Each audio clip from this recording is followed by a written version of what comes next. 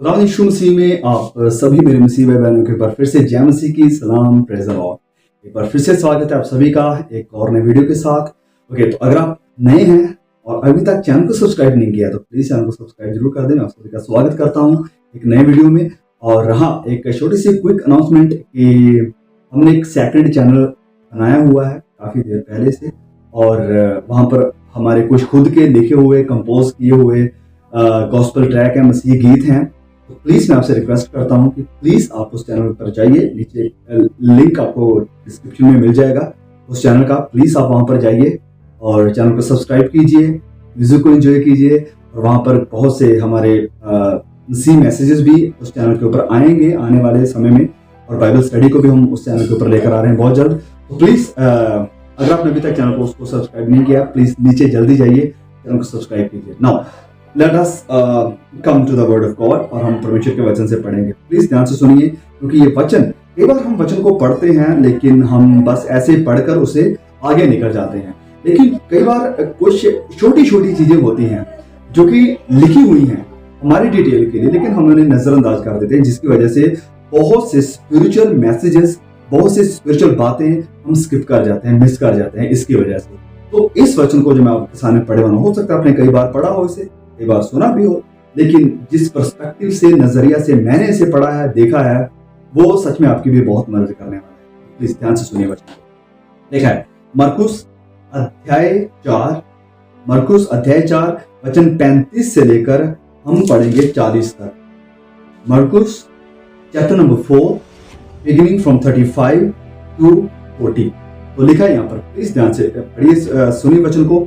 Screen पर आपके वचन आ जाएगा, ध्यान से देखिए। लिखा है यहाँ पर, उसी दिन जब सांझ हुई तो उसने चेलों से कहा, उसने यानी प्रभु यीशु ने अपने चेलों से कहा, आओ हम पार चलें।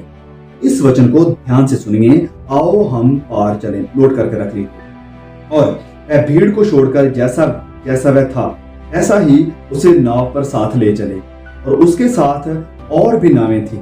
तब बड़ी आंधी आई और लहरें नाव पर यहां तक लगी कि वह पानी से भरी जाती थी, पर वह आप पिछले भाग में गद्दी पर सो रहा था।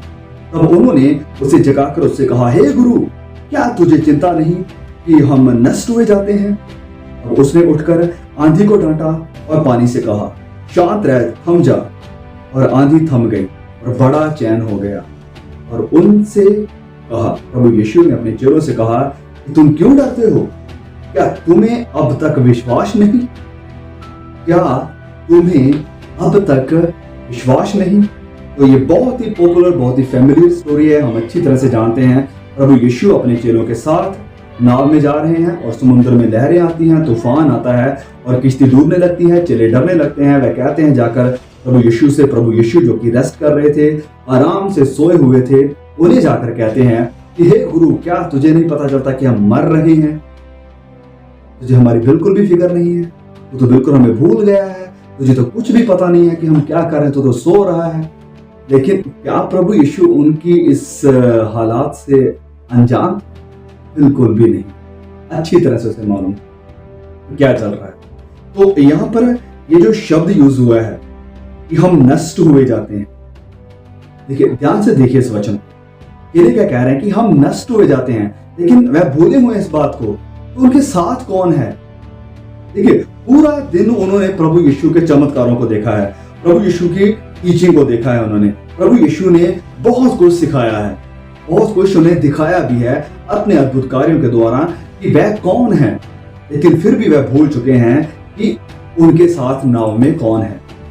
ऐसा ही हम जज करते हैं प्रभु यीशु के चेलों को। क्या देखो, चेले कितने पागल थे, कितने बुद्धू थे, उन्हें कुछ समझ ही नहीं आती थी, प्रभु यीशु उनके साथ है, उन्हें बिल्कुल भी विश्वास नहीं है। हम उन्हें जज करते हैं ऐसी कई बातों से।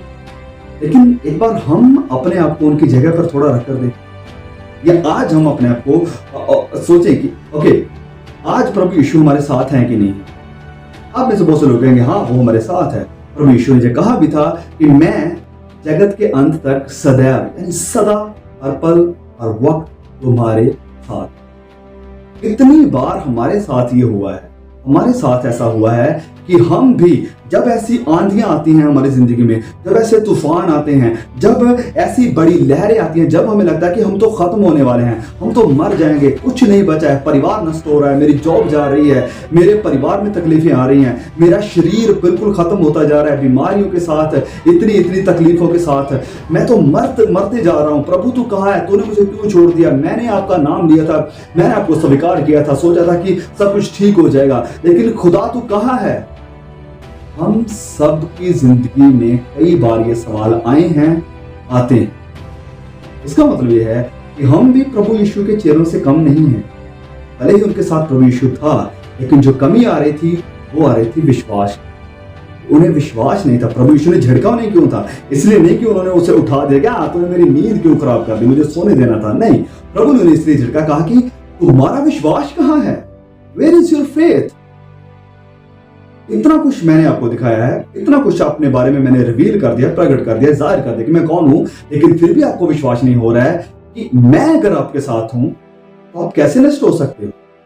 ओके, तो ये एक सिंपल सा मैसेज है विश्वास के बारे में, जो कि आपने कई बार सुना भी होगा, लेकिन जो एक चीज है जिसके ऊपर मैं चाहता हूं कि आप नोट करें, वो इस बात को वो ये बात है, जैसे मैंने वचन पढ़ते हुए आपको कहा था स्टार्टिंग में, इस बात को नोट कीजिए। प्रभु यीशु ने अपने चेलों से कहा था कि आओ हम पार चलें। प्रभु यीशु ने अपने चेलों से क्या कहा था कि आओ हम पार चलें। We will cross the river। हम इस समुद्र से पार होकर जाएंगे। ये बात किसने कही थी? प्रभु यीशु ने। सुनी किसने थी? उसके चेलों ने। किसके मुंह से निकली थी? उसके मुंह से जिसने मुर्दों को जिंदा कर दिया, जिसने इतने हजार लोगों को रोटियां खिला दी, जो पानी के ऊपर चलता है, जो इतने बड़े बड़े चमत्कार करता है कि सारे यहूदिया में, सारे इजराइल में उसके नाम का चर्चा हो रहा है। तो ये शख्सियत जो खुद खुदा है, इनके साथ है, रिवील भी कर चुका है कि वह कौन है, तो वो कह रहा है कि चलो हम इस समुद्र के पार चलें। अब क्या हुआ है कि जब लहरें उठी, जब आंधियां आई, जब ये कश्ती डोलने लगी, डगमगाने लगी, तो क्या हुआ? ये जो वचन प्रभु यीशु ने कहा था कि आओ हम पार चलें, वो उनके जहन से निकल गया, उसको भूल गए। हाँ, खत्म, उन्हें भूल गए ये बात। प्रभु यीशु ने तो कहा था कि आओ हम पार चलें। प्रभु ने कहा है कि हमें पार लेकर जाएगा, तो वो डेफिनेटली हमें लेकर जाएगा, क्योंकि वो भी हमारे साथ जा रहा है। हम अकेले तो नहीं हैं, हम अकेले सफर में नहीं हैं, इस यात्रा में, इस नाव में हम अकेले सफर नहीं कर रहे हैं, वो भी हमारे साथ है। और उसने कह दिया था कि आओ हम, उसने ये नहीं कहा कि चलो मैं समुद्र के पार चलता हूं, उसने कहा हम, मतलब सब, सारे। और जब मैंने आपको याद है मैंने कहा था इस बात पर भी ध्यान दें कि हम नष्ट हुए जाते हैं, हम नष्ट हुए जाते हैं। तो ये जो वर्ड यूज हुआ ना, हम, यही सेम वर्ड प्रभु यीशु ने भी यूज किया था, हम पार चले। कोई सेम वही शब्द हुआ। तो जब चेले कह रहे हैं हम, वह सिर्फ अपने आप को ही इंक्लूड नहीं कर रहे हैं, प्रभु यीशु को भी उसमें इंक्लूड कर रहे हैं, शामिल कर रहे हैं कि हम, मतलब तुम भी हमारे साथ नष्ट हो जा रहे हैं। तो प्रभु यीशु ने क्या कहा था कि चलो हम पार चले। तो जब तकलीफ आई, आंधियां आई, तूफान आए, जब मुसीबत सामने आई, तो ये वचन दिमाग से निकल गया और बस उन्हें दिखाई क्या अब दे रहा है, ना तो उन्हें प्रभु यीशु दिखाई दे रहे हैं कि वह कौन है, इसे थाम सकते हैं, ना उन्हें वो वचन दिमाग में रह गया। अब सिर्फ उनकी नजरें लगी हुई हैं आंधियों के ऊपर और बढ़ती हुई लहरों के ऊपर जो उन्हें डुबा रही हैं, लेकिन वचन भूल गए। ऐसा होता है ना हमारी जिंदगी में, कई बार होता है।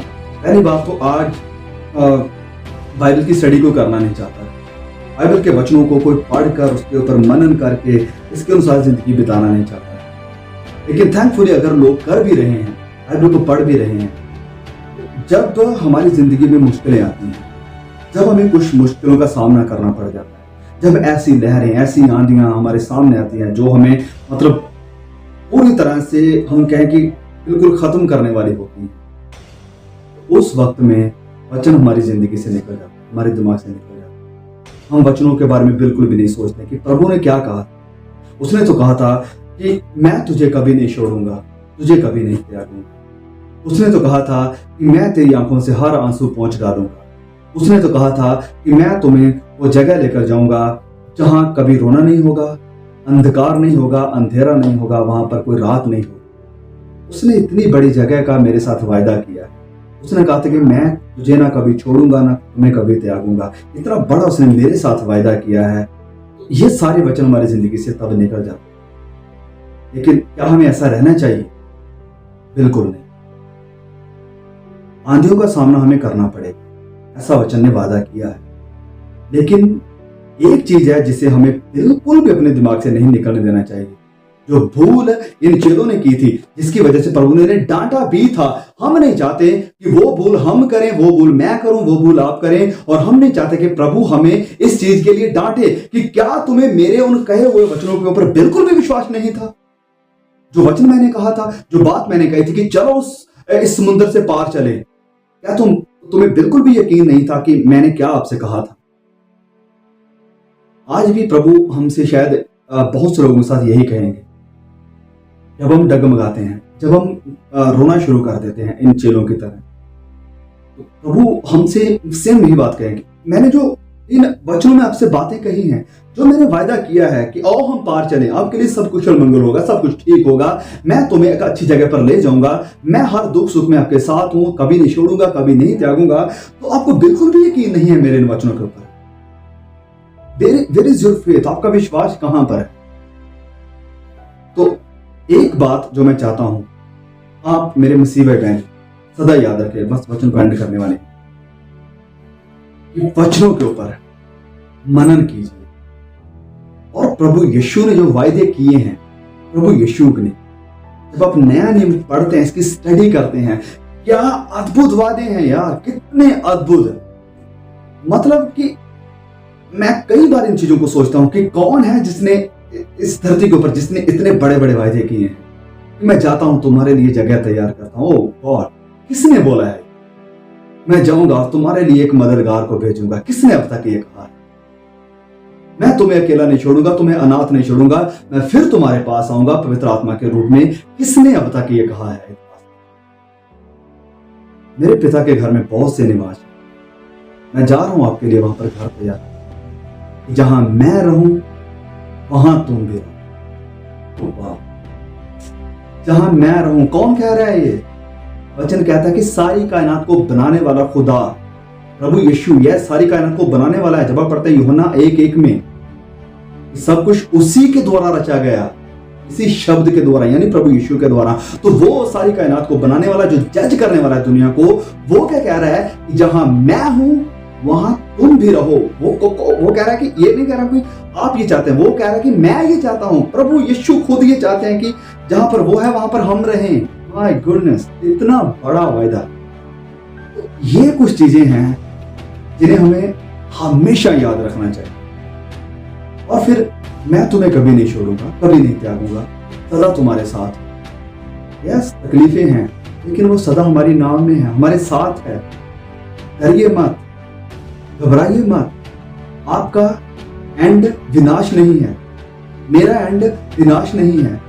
हमारा एंड एक ब्राइट फ्यूचर है, हमारे पास एक ब्राइट फ्यूचर है।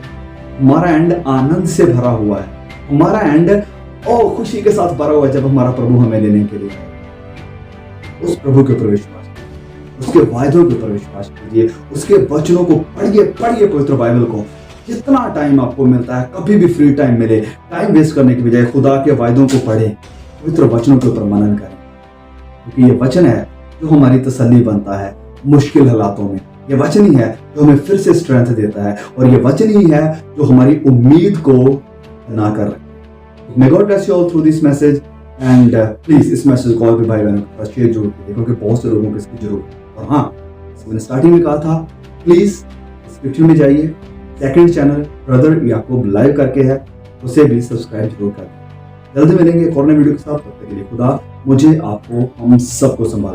प्रार्थना करते रहिए, खुदा में बढ़ते रहिए।